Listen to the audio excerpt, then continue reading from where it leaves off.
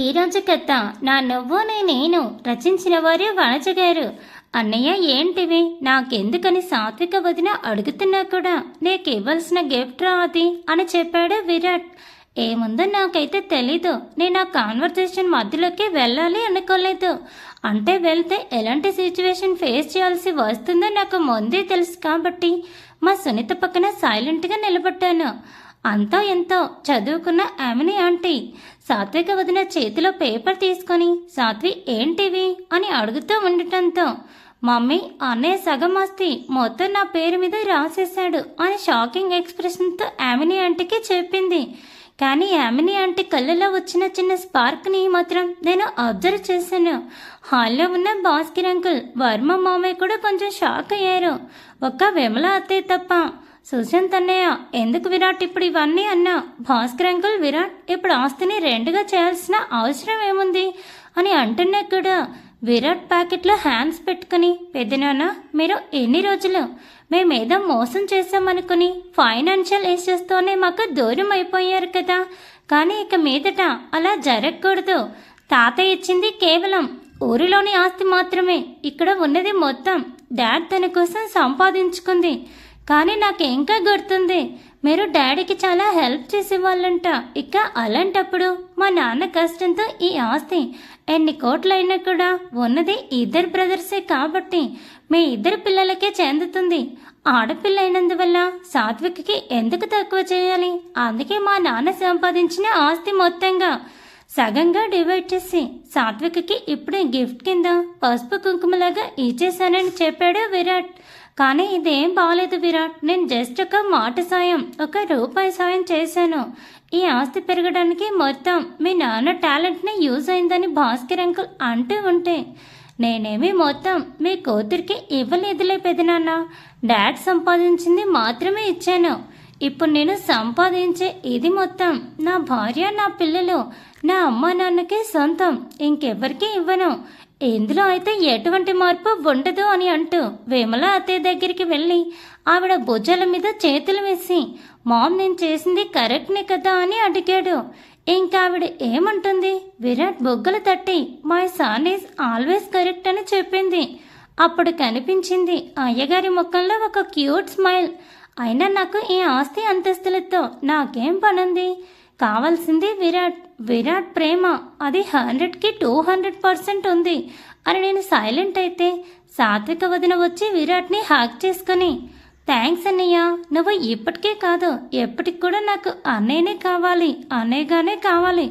కుదిరితే నెక్స్ట్ లైఫ్లో ఇద్దరే రక్త సంబంధం అవ్వాలని కోరుకుంటున్నాను అని అనటంతో, ఇప్పుడు మాత్రం కాదా Satvika, you are always my best sister రా అని చెప్పి ఆమెను నుదుటి మీద మొద్దు పెట్టుకొని టిఫిన్ చేసేసి వెళ్ళండి అని చెప్పాడు విరాట్. లేదన్నయ్య, సుశాంత్కి మీటింగ్ ఉందంట, అందుకే ఫ్లైట్ టికెట్స్ బుక్ చేశారు, మేము వెళ్ళాలి అని చెప్పింది వదిన. సరే జాగ్రత్త అని చెప్పాడు విరాట్. ఇక భాస్కర్ అంకుల్, యామిని ఆంటీ కూడా నా పేపర్స్ మళ్ళీ వదిన ఎక్కడ మర్చిపోతుందో అని వదిన బ్యాగ్లో దూర్చి మరి నలుగురు ఎయిర్పోర్ట్కి బయలుదేరారు. హాల్లో బొమ్మనైనా నా ముందు చీటికి వేసి, ఏంటి ఆలోచిస్తున్నావు, హాఫ్ ఆస్తి వెళ్ళిపోయిందని ఫీల్ అవుతున్నావా అని విరాట్ అడగటంతో అంతమంది చూస్తున్నా నాకు ఫరక్ పడదు అన్నట్టు విరాట్ ఫేస్కి చిన్న స్లాప్ ఇచ్చి, నాకు నువ్వుంటే చాలు అని అతన్ని హాక్ చేసుకున్నాను. దాంతో హాల్లో ఉన్న నలుగురు పక్కకి వెళ్ళిపోయారు. నా చెవి దగ్గరికి తలని ఉంచి, హస్బెండ్ సంపాదన వైఫ్కి కాకపోతే ఇంకా ఎవరికి చెప్తాను అని అంటూ, మై డియర్ క్యూటీ వైఫ్, నువ్వు ఆలోచించినా ఆలోచించకపోయినా మా డాడీకి ఉన్నదానికి 20 టైమ్స్ మన దగ్గర ఉంది, వచ్చాక నువ్వే తెలుసుకుంటావుగా అంటూ నా డాడీ గిల్లేసి, ఫాస్ట్గా టిఫిన్ చేసిరా, ఎగ్జామ్కి టైం అవుతుందని చెప్పేసి వెళ్ళి డైనింగ్ టేబుల్ మీద కూర్చున్నాడు విరాట్. సరే అని చెప్పి అత్తయ్య చేసిన ఇడ్లీ సాంబార్ కొంచెం పొట్టలోకి తోసాను నేను. విరాట్ కూడా వడ్డించి మా సునీత రఘు కూడా తినేసి బయలుదేరుతామని పట్టుబట్టారు. కానీ నేను వాళ్ళకంటే మొహం మొండిదాన్ని కదా, అందుకే కుదరదు, నేను ఈవినింగ్ ఎగ్జామ్ రాసి వచ్చే వరకు మీరు ఇక్కడే ఉండాలి అని వార్నింగ్ ఇచ్చి మరి విరాట్తో పాటు కాలేజ్కి బయలుదేరాను. విరాట్ నన్ను కాలేజ్ దగ్గర దింపేసి తన పని చూసుకోవడానికి వెళ్ళటంతో మార్నింగ్ చదివేవి గుర్తున్నవి ఎగ్జామ్లో చించి ఆరేశాను. లతకు కూడా చూపించాను. మళ్ళీ మధ్యాహ్నం విరాట్ వచ్చాడు. లంచ్ చేసాం, ఆఫ్టర్నూన్ ఎగ్జామ్ రాసాం. ఈసారి నా కళ్ళు వీరమ్మల్ని నన్నేమైనా డిస్టర్బ్ చేస్తాడేమోనని, కనపడతాడేమోనని వెతుకుతుండగా వాడు నాకు కనపడలేదు. మేబీ ఎగ్జామ్కి పంగినమ్మం పెట్టాడేమో. అయినా వాడి గురించి నాకెందుకులే, ఈసారి ఏమైనా ఓవర్ చేస్తే తాట తీస్తా అనుకుంటూ మధ్యాహ్నం ఎగ్జామ్ కూడా కంప్లీట్ చేసుకున్నాము. నేనే లేత బయటికి వచ్చి నిలబడుతున్నా. ఎంతసేపటికి విరాట్ రాకపోవడంతో అతనికి ఫోన్ చేద్దామనుకున్నా. కానీ ఏం చేస్తాం, నా పిచ్చి. ఫోన్ కూడా ఇంట్లోనే మర్చిపోయి వచ్చాను. లతని అడుగుదామంటే మళ్ళీ ఎందుకులే, 5-10 మినిట్స్లో విరాట్ని వస్తాడు అనుకుంటూ దానితో కలిసి హస్కీ కొట్టడం స్టార్ట్ చేశాను. లేత అసలు మన ఇద్దరికి పెళ్లి జరిగింది కానీ ఏం మాట్లాడుకోలేదు. నేనంటూ ఉంటే ఏం ముచ్చట్లే అని అడిగింది. అది ఓసిని తింగరితానా, నాకంటే బ్రెయిన్లెస్గా తయారవుతున్నావు కదా. నిన్ను పాపం సుదీప్ అని నేను జాలి పడుతుంటే ఇప్పుడు ఆయన గారు ఎందుకు పాపం అంట అని మూత తిప్పుకుంది లేత. సరే గాని నిన్నొక విషయం అడుగుతాను, చెప్తావా అని దాని చెవి దగ్గరికి వెళ్ళి గుసగుసగా అడిగాను. నేనేంటో అడుగు సుసుదా, చెప్తాను అని అది అనటంతో హనీమూన్లో ఏం జరిగింది అని నేను దాన్ని అడిగితే అది పాపం రోడ్డు కూడా చూడకుండా 2 చేతులతో ముఖాన్ని కవర్ చేసుకొని విరాట్ సార్ కూడా నిన్ను తీసుకువెళ్తారు కదా, అప్పుడు నీకే తెలుస్తుందిలే, ఇప్పుడు నేను చెప్పను అని అంది. ఇక్కడ ఏమీ జరగలేదు అన్న విషయం దానికి తెలీదు, నేను చెప్పాలనుకోలేదు. కాబట్టి తీసుకెళ్ళినప్పుడు తెలుస్తుందిలే నాకు కూడా అంటూ సైలెంట్ అయ్యాను. వసుదా, రేపు నేను నీకు ఒక చిన్న పార్టీ ఇస్తున్నాను, రెస్టారెంట్కి రావే అని అడిగింది లత. 2 నిమిషాల తర్వాత పార్టీనా సడన్గా ఎందుకు అని నేను లతని అడుగుతుంటే ఏం లేదే, ఇక మళ్ళీ మనం కలుసుకునేది ఎప్పటికో కదా, అందుకే అని అది అంటే ఎప్పటికోనా, రేపు ఎగ్జామ్ రాయడానికి వస్తాము. మహా అయితే ఇంకా 5 డేస్లో ప్రాక్టికల్ స్టార్ట్ అవుతాయి. ఆ వెంటనే ఎగ్జామ్స్, మళ్ళీ సెకండ్ ఇయర్ సెకండ్ సెమిస్టర్లో కలుసుకుంటాం కదా, తిప్పి కొడితే 1 మంత్ గ్యాప్ అంతే కదా అని నేను అనుకుంటూ ఓహో ఇది 1 మంత్కి దూరం అని ఫీల్ అవుతుందా అనుకుని క్యాజువల్గా సరే అన్నాను. దాని అర్థం వేరే ఉందని నాకేం తెలుసు. అంతలో ఒక కారు ఒక బైక్ మా ముందు వచ్చి ఆగాయి.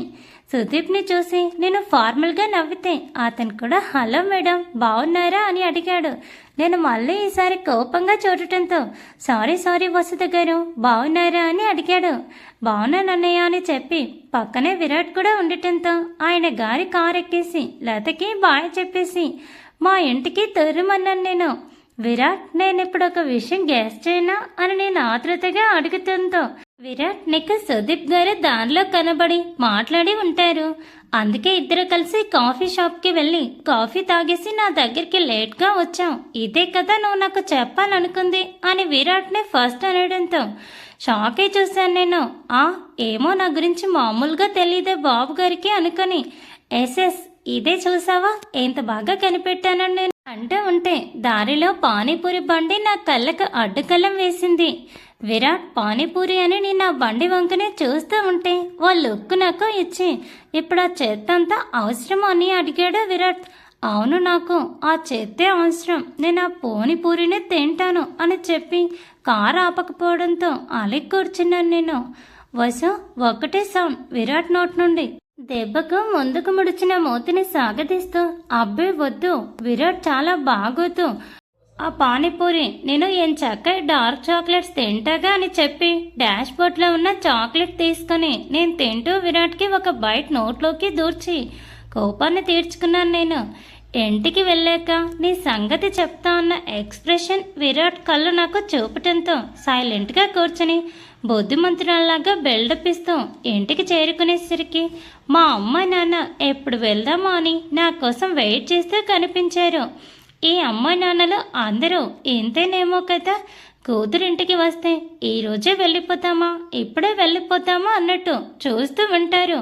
వీళ్ళకి అప్పుడే అల్లుడిల్లు మా ఇల్లన్న ఇది స్టార్ట్ అయిపోయిందేమో. Thanks for watching. Please subscribe my channel for more videos.